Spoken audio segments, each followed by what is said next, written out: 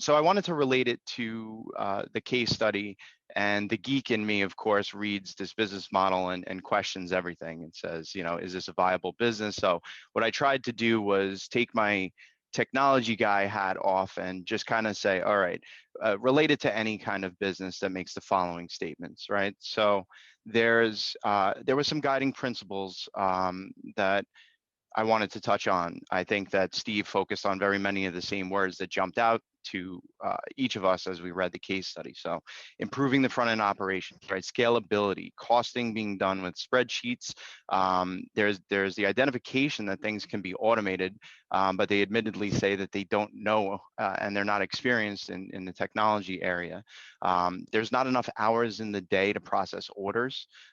That's a good problem to have. And that they did implement a new ERP system, but maybe they're not embracing it.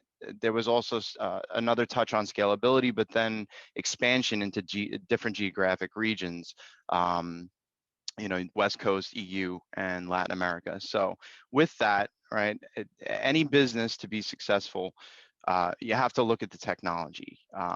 We really were fast-tracked into digital transformation in a very short period of time for those that didn't embrace it prior.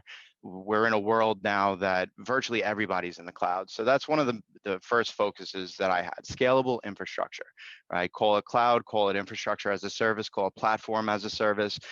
In my world, everyone likes to offer things as a service in an OpEx world, where now you're paying a subscription fee instead of necessarily buying the equipment, right? So there was mention about people being comfortable with, there's more money in my bank account this week than there was last week, so I must be doing something right. Well, that may or may not be the case. I see a business that, joking aside, hawks used equipment, right? They're probably the same leadership team that are making decisions about their own operations.